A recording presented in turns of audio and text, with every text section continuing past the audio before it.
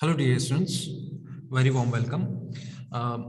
In this class, we are going to continue our topic that is contemporary South Asia. So far, we have discussed about the South Asian countries, about Bangladesh, Pakistan, Nepal, Bhutan, Sri Lanka, Maldives. These are the countries commonly called as India, commonly called as South Asia. In the last class, we were discussing the topic India and its neighbors. And in this topic, we have been discussing that what has been the relationship of India with the neighbors. And this is the topic India and its other neighbors. And in the last class, we discussed about the relationship between India and Bangladesh. So, being a very important country in this region, India surrounds almost all the countries in this region. We share boundary with the countries in this region, and being big country, they also understand the importance of India. And as far as Bangladesh is concerned, our relationship with Bangladesh has been cordial. However, we also have certain disputes, like certain on certain regions, water disputes are also there. So these are some issues which we have with Bangladesh. That's what we discussed in our last class. Now today we will continue this topic, and we're going to start with Nepal and India relationship. So how has been the relationship of India and Nepal? So all of you all are aware that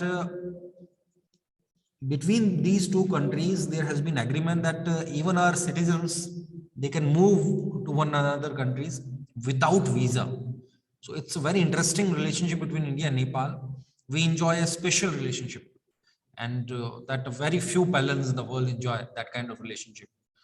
A treaty has been signed between both the countries. Therefore, the citizens of the countries are allowed to travel and to work in other country without visa and passports. That's very interesting. Despite this special relationship, the governments of the two countries have had trade related disputes in the past. So, despite this kind of a cordial relationship, still we have differences. Now, that's what we are going to discuss. Trade related disputes we have with Nepal. Now, we, like, our government often blames or often express displeasure at the warm relationship between Nepal and China, because you know that China is trying to create many proxy against India. So therefore, there is a kind of trust deficit between India and China. That's what we discussed in our previous classes also. And China is trying to, like, make its presence in the surrounding countries of India. So we are very suspicious towards that also. So the relationship between Nepal and China also, like, it has it just started many questions for us, and therefore we expressed displeasure at the warm relationship between Nepal and China, and at the Nepal government's inaction against anti-India elements. So many anti-India elements, they operate from Nepal. Time and again we gave message to Nepalese government. So many times the inaction of Nepali government or Nepal settlement establishment, that has also created a kind of displeasure between both the countries, a kind of disputed disputes between both the countries. Now, Indian security agencies also see the Maoist movement in Nepal as a growing security threat. We already discussed about Nepal, that in Nepal there was even kind of triangular conflict, earlier, before 2006, 2015, and finally in 2015 the constitution was made. So Maoist presence in Nepal is also very important, and it is concerned to us also. Why? Because in India, uh, there is a kind of red corridor in India where, like in Andhra Pradesh, like in Chhattisgarh, Odisha, in certain pockets of Bengal, the Maoist uprising. So the Maoist movement in Nepal is also a growing threat for us, given the rise of Naxalite groups in various Indian states, from Bihar in the north to Andhra Pradesh in the south. Many leaders and citizens in Nepal think that the Indian government interferes in its internal affairs. So in Nepal, the Nepali government and many citizens of Nepal, they also think that Indian governments, being big country in this region, they trying to interfere in our internal affairs, like India has designed what they think, that's what we are discussing. That India has designed on its river waters and hydroelectricity, you know, and it is like India is preventing Nepal, like Nepal is a landlocked country, so it is preventing Nepal to get easier access to the sea through Indian territory. Therefore, the Nepalis think like that, you know. Now, nevertheless, Indo-Nepal relations are fairly stable and peaceful despite differences. So we have differences related to trade, related to some other issues, but in spite of all this, we have had cooperation also on many subjects. There has been cordial relationship between Nepal regarding the scientific cooperation, common natural resources, electricity generation, interlocking water management grids hold the two countries together. So these are some common issues where we are cooperating with Nepal also. As each coin has two aspects. So in the same way, as we are discussing the relationship between the neighboring states, so we have to understand that we have cooperation and we have differences also over certain issues. So with Nepal also we have both the things. There is a hope that the consolidation of democracy in Nepal will lead to improvements in the ties between the two countries. So our reservation also will be like tackled in a good manner. We hope that the democracy, with the like growing of the democracy in Nepal, the improvement between both the countries will improve even in better manner.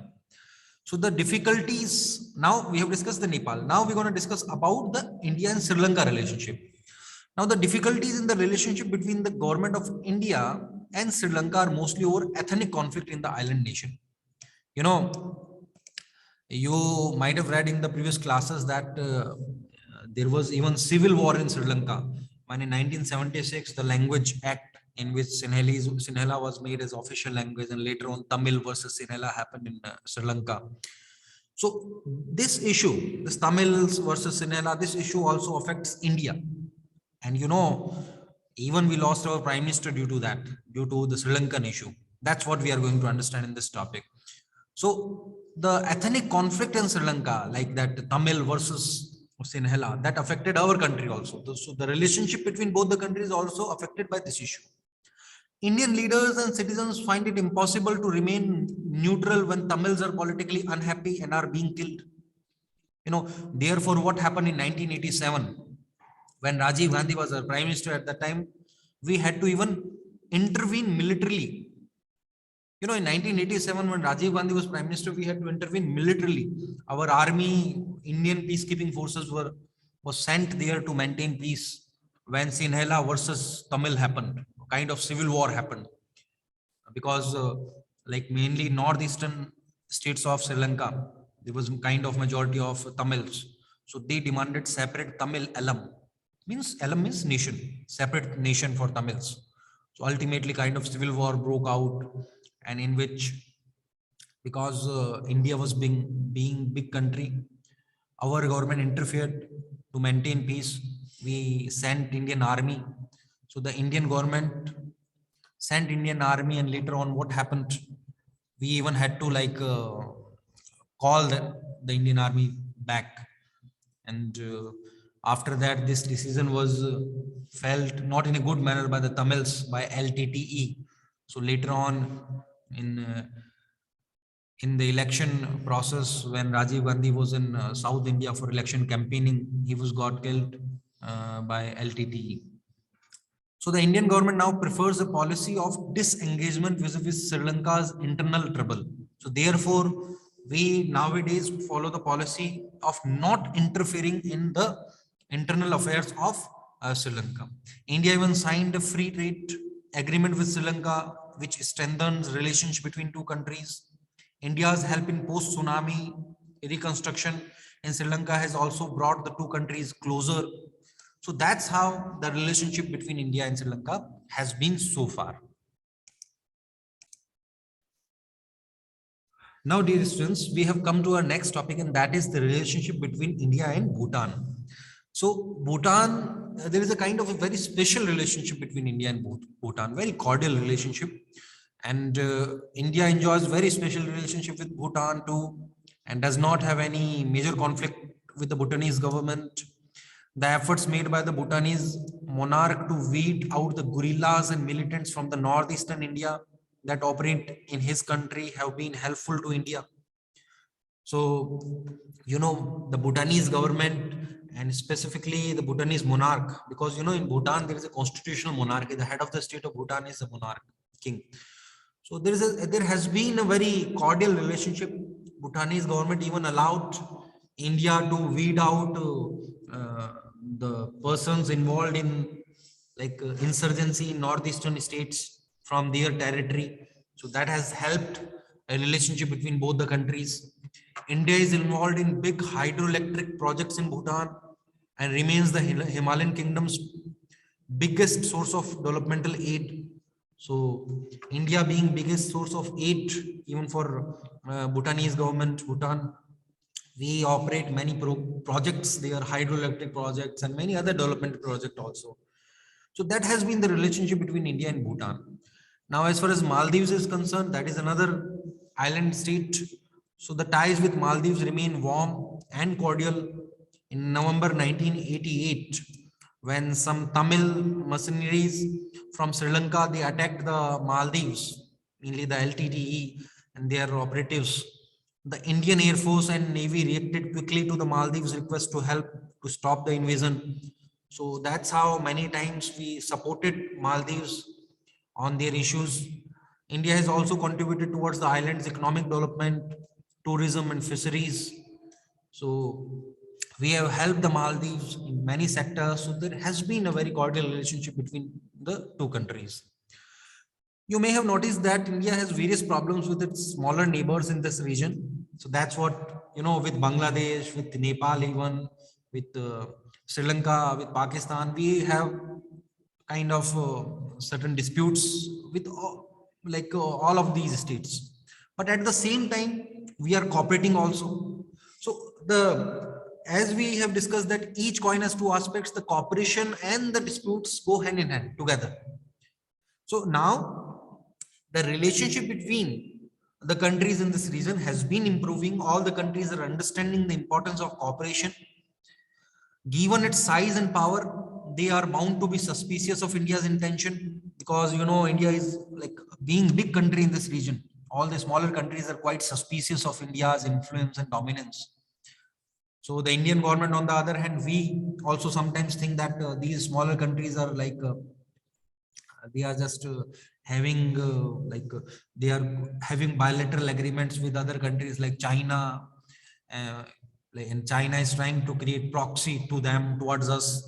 So that creates a kind of suspicion in our mind also.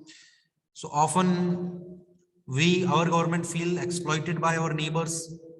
We don't like the political instability in these countries because we fear that it can help outside powers to gain influence in this region. And which are the outside power?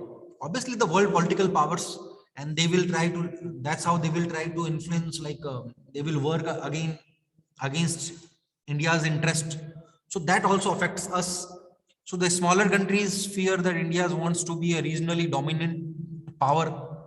So both of the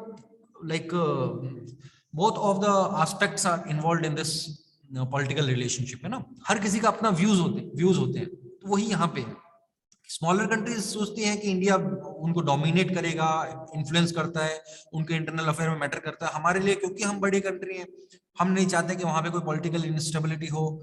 और वो लोग कई बार जो है India के interest को ना देखते हुए खुद के इंटरेस्ट को ज्यादा देखते हैं. दे इवन हमारे इंटरेस्ट को भी देखना होगा उनको. सो दोनों के दिमाग में एक तरीके से सस्पिशन है इस political relationship. So not all conflict in South Asia are between India and its neighbours. अब ऐसा भी नहीं है कि सारे कॉन्फ्लिक्ट बस इंडिया और इसके नेबर के साथ में ना, सब पड़ोसियों से बस इंडिया झगड़ा करता है या सारे पड़ोसी इंडिया से, ऐसा कुछ नहीं. आपस में उनमें कॉन्फ्लिक्ट बहुत है. Nepal and Bhutan have many issues as well as Bangladesh, Myanmar, है ना. They have had disagreements in the past over the migration of ethnic Nepalis into Bhutan and the Rohingyas into Myanmar. So Rohingyas going from Bangladesh to Myanmar, and that has been issue with them, between them. Nepal Bhutan issue is also there. They have had some differences over the future of Himalayan river water also. Bangladesh, Nepal, and these other countries also. So the major conflict and differences though are between India and others, because India being big country in this region, therefore we are involved on much of the issues, partly because of the geography of the region in which India is located centrally and is therefore the only country that borders the others. So therefore, because strategically we are at the important place, we are at the center of South Asian region, and we share boundary with much of these South Asian countries. So therefore, we are involved in many of the disputes. But it is not like that. Even these countries between themselves, they also have disputes and differences. So that's how this is all about the relationship between India and its neighbors. Now, you know, a cartoon is given here to you, a SARC summit, a picture is given to you, and here you can see in the SARC, that was a very important organization, SARC formed in 1985. The headquarters of SARC is in Kathmandu, Nepal. South Asian Association of Regional Cooperation. And in this, you know, here in this picture, you can see India and Pak, because like very important countries in this region, because of their bilateral issues, because of their bilateral differences, the SARC summit many times gets like its objectives are not maintained, its objectives has not been objectives have not been achieved because of their bilateral differences. आप यहाँ पे देख सकते हो किस तरीके से walkout कर रहे हैं सभी. अभी तो पिछले काफी टाइम से तो सार्क समिट ही हेल्ड नहीं हो पा रही because of the political problems between India and Pakistan. So the SARC has not been successful as it could have been. As we discussed about the ASEAN in our previous class में हमने ASEAN के बारे में देखा था, very successful organization. SARC भी successful हो सकता था but नहीं हो पाया. ये differences आप देख रहे हो ना, जैसे chairs एक दूसरे की तरफ खिसकी हुई, बाकी सभी बैठे हैं एक तरीके से, लेकिन ये एक दूसरे के bilateral issues को यहाँ पे लेके आ जाते हैं, जिसकी वजह से मीटिंग सक्सेसफुल नहीं हो पाती. Now next topic, peace and cooperation. Now what do you mean by this peace and cooperation? So for peace and cooperation, SARC, South Asian Association for Regional Cooperation, formed in 1985, and this is a kind of multilateral association where the South Asian countries are part of this association. The main objective of this association is also to sort out the regional disputes with negotiation, to have economic growth in this region. So that is the core objective of this association. However, as we have already discussed, it has not been successful, but in some aspects it worked a lot. Like, you know, हमारे यहाँ पे एक agreement हुआ था SAFTA, SAFTA, South Asian Free Trade Agreement. That was very like a good agreement and improved the economic conditions in this region. And bilaterally, multilaterally, we signed this agreement, and free trade area has been like created. So the custom duties और जो taxes लगते हैं import पे, उस barrier को धीरे धीरे खत्म किया गया है साफ्टा से. ठीक है. So this is all about this topic.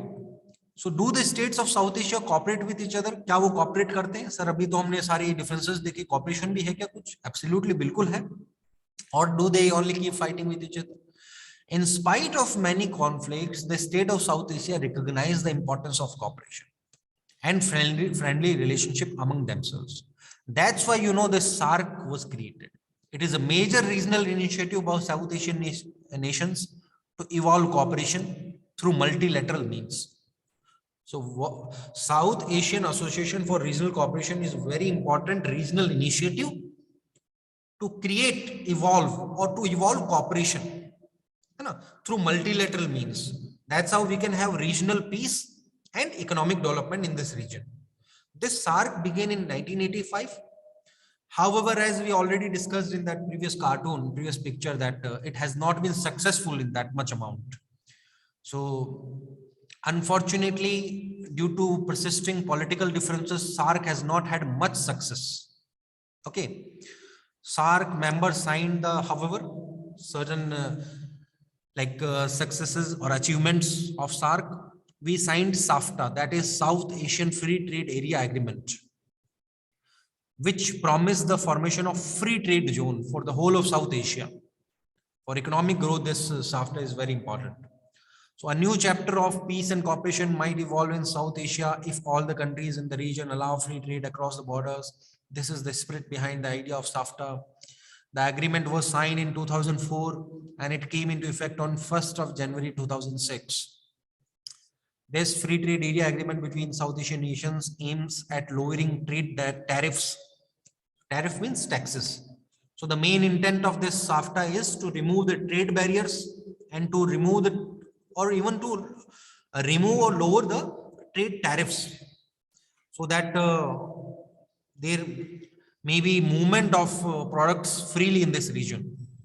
But some of our neighboring states, they fear that SAFTA is a way of for India to invade their markets and to influence their societies and politics through commercial ventures and a commercial presence in their countries. Now, what these small countries think? अब ये जो smaller countries इस region में वो क्या सोचती हैं? उनका मानना है कि ये SAFTA ज्यादा benefit किसको देता है? इंडिया को देता है, क्योंकि इंडिया जो है, because production is done in a mass scale in India. India is like being big country economically also. Manufacturing मतलब होती है यहाँ पे. So it will influence their market. Like the products will move from India to their countries, और वहाँ की जो companies वो फिर compete नहीं कर पाएगी इंडिया के साथ में. So it is giving benefit to Indians. What they think? India thinks that there are real economic benefits for all from SAFTA, and that a reason that trades more freely will be able to cooperate better on political issues. So what India thinks, that through this free trade area agreement, we will have better cooperation. As the economic conditions of these countries will improve, as the economic cooperation will be there, automatically the political issue also will be sorted out. That's what we think. Some in India think that SAFTA is not worth the trouble, since India already has bilateral agreements with Bhutan, Nepal, and Sri Lanka. So many critics in India, they criticize or they even analyze, they give their point of view that India already have bilateral agreements with many of the smaller countries in this region. Like with Bhutan, we have agreement, free trade area, Nepal, Sri Lanka also. So there is no need to go for SAFTA. No? Although India and Pakistan relations seem to be a story of economic conflict and violence, as we have already discussed, that since independence, as the partition happened, the differences between India and Pakistan emerged. And we even have had many wars also, in 47, in 65, in 71, in 99, and currently also in some small extent, supports of Pakistani to the terrorist activities in India, we all know.